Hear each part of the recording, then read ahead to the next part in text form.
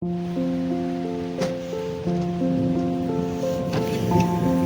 ওয়েদারটা দেখো, জাস্ট ফাটাফাটি ওয়েদার একদম। তো এই ওয়েদারের জন্য একটাই স্পেশাল মেনু হতে পারে, সেটা হচ্ছে খিচুড়ি। তো যেই ভাবা সেই কাজ, চলে গেলাম কিচেনে খিচুড়ি রান্না করতে, আর যা ছিল তাই দিয়েই করব। তো এখানে একটু মুগ ডাল নিয়ে নিয়েছি, মুগ ডালটাকে হালকা একটু ভেজে ধুয়ে নেব ভালো করে। আর আজকে আমি গোবিন্দভোগ চাল দিয়েই করব। আমি এখানে মোটামুটি 150 গ্রাম মুগ ডাল নিয়েছি আর 200 গ্রামের মতো গোবিন্দভোগ চাল, আর কিছু ঘরোয়া সবজি দিয়ে আজকে খিচুড়িটা করব। এই যে মুগ ডালটা ভালো মতো ধুয়ে জল ঝরিয়ে রেখে দেবো, তারপরে ধোবো চালটা।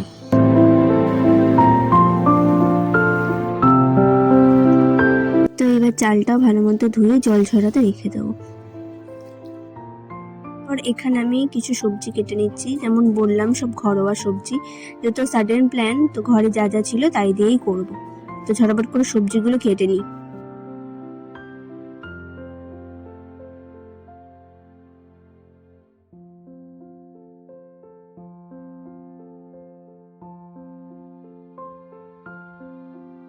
এখানে নিয়েছি আলু, একটু গাজর, একটু কুমড়ো, একটু টমেটম। আমি টমেটম যেহেতু খুব ভালো লাগে, আমি খিচুড়িতে টমেটম খেতে ভালো লাগে, তাই জন্য টমেটম দিয়েছি আমি। আর বেশ কিছু কাঁচা লঙ্কা, আমরা খিচুড়ি একটু ঝালঝালি পছন্দ করি, ঝাল মিষ্টি, একটু বেশি করে কাঁচা লঙ্কা। এটা হচ্ছে আদা বাটা। তো আমার কাছে যা যা সবজি অ্যাভেলেবেল ছিল আমি সেগুলোই দিয়েছি। আর যেমনটা বললাম, খুব সাডেনই প্ল্যান ছিল, আর আমি করতে করতে মানে মোটামুটি বৃষ্টিও থেমে গেছিলো। তো যাই হোক, আমি তাই জন্য প্রেশার কুকারেই করব। ফার্স্টে প্রেশার কুকারে একটুখানি সর্ষের তেল, শুকনো লঙ্কা, জিরা আর তেজপাতা ফোড়ন দিয়ে আলুগুলোকে ভেজে নেব। আলুগুলোকে ভেজে নেওয়ার পর দিয়ে দিলাম গাজর।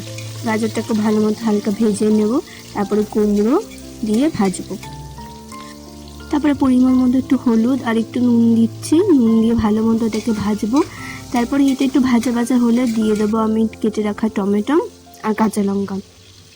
টমেটো কাঁচা লঙ্কাটা দিয়ে ভালো মতো মিশিয়ে নিয়ে তারপর এখানে দেবো সব মশলা, যেমন একটু লঙ্কার গুঁড়ো, একটু ধনের গুঁড়ো আর জিরে গুঁড়ো। জিরে গুঁড়োটা একটু বেশি দিলে খেতে খুব টেস্ট হয়। আর দিচ্ছি অনেকটা পরিমাণে আদা বাটা। এবার আদা বাটা আর মশলা দিয়ে ভালো মতো একদম মিশাতে হবে, আর একটু কষিয়ে নিতে হবে। যদি মনে হয় লেগে যাচ্ছে তাহলে সামান্য জল দিয়ে দিয়ে কষাতে হবে। তারপর এখানে চালটা দিয়ে দিচ্ছি, আমি ধুয়ে রাখা চালটা দিয়ে ভালো মতো মিশিয়ে নেব। মিশিয়ে নিয়ে কিছু সময় ধরে চালটাকেও একটু ভেজে নেব। দেখো ভালো মতো মিশিয়ে নিয়ে চালটা একটু ভাজা ভাজা হলে এরপরে দিয়ে দেবো ডালটা। ডালটাও দিয়ে সেম ভালো মতো মিশিয়ে একটু ভাজা ভাজা করে নিয়ে তারপরে দেবো আমরা পরিমাণ মতো জল। এই যে ভালো মতো ডালটাকে মিশিয়ে নিচ্ছি, মিশিয়ে নিয়ে একটু ভাজা ভাজা হবে, তারপরে পরিমাণ মতো জলটা দিয়ে দেবো। এই যে এখানে দিয়ে দিচ্ছি একদম পরিমাণ মতো জল। আমি মোটামুটি এখানে 2.5 লিটারের মতো জল দিয়েছিলাম। এই যে ভালো মতো মিশিয়ে ঢাকনা চাপা দিয়ে দেবো, দিয়ে সিটি পড়ুক। আর এখানে আমি একটুখানি ভাজা করব, তার জন্য দিচ্ছি আমি প্রথমে দিলাম একটু মিষ্টি, একটুখানি মানে চিনি, একটু হলুদ আর একটু নুন দিয়ে মাখিয়ে রাখবো। বেগুন ভাজা এরকমভাবে মাখিয়ে রাখলে আসলে তেলটা অনেকটা কম লাগে, তাই জন্য একটু এরকমভাবে ম্যারিনেট করে আমি রেখে দিচ্ছি। সামান্য আমি শুধু বেগুন আর কুমড়োই ভাজছি।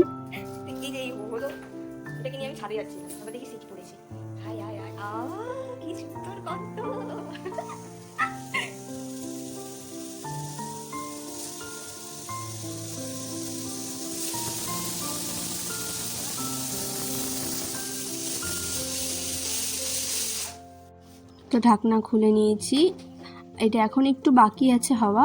এখন পরিমাণ মতো আমি মিষ্টি দেবো, মিষ্টি দিয়ে গিয়ে আর নুনটা দেখে নুনও দিয়ে দেবো যতটা পরিমাণ দরকার। তো মোটামুটি হয়ে এসেছে এটা, আর একটুখানি ফুটে আসলে তারপর নামাবো। আর এখানে একে একে আমি বেগুন আর পটলটাও ভেজে নেব। তারপর আমি এখানে একটু ঘি দিয়ে ঢাকা দিয়ে রাখবো, আর হয়ে গেছে আমাদের খিচুড়ি রেডি। ধোয়া ওঠা খিচুড়ি রেডি।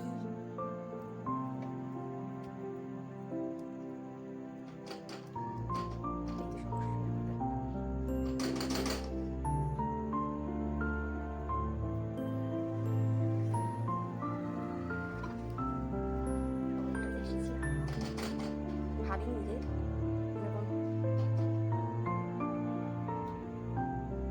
তো এখানে আমি আমার জন্য বেড়ে নিচ্ছিলাম বেগুন ভাজা আর পটল ভাজা দিয়ে। যদি পাঁপড় থাকতো না একদম জমে যেত, বাট বিশ্বাস করো একদম ঘরে পাঁপড় ছিল না, আর যা বৃষ্টি হয়েছে ওর মধ্যে বেরোনো সম্ভব নয়। যাই হোক, যাই দিয়েই থাকবে তাই দিয়েই তো করব। তো এবার বিশ্বাস করো মনেই হচ্ছিল না যে আমি এরকম প্রেশার কুকারে করেছি, এত সুন্দর খেতে হয়েছিল। আর গরম গরম এই ঠান্ডা ঠান্ডা ওয়েদারে, যদিও বৃষ্টি পড়ছিল আমার ওয়েদার তো ঠান্ডা ছিল, তো একটুখানি বেগুন ভাজা একটু আলু দিয়ে একদম ফ্যান্টাস্টিক।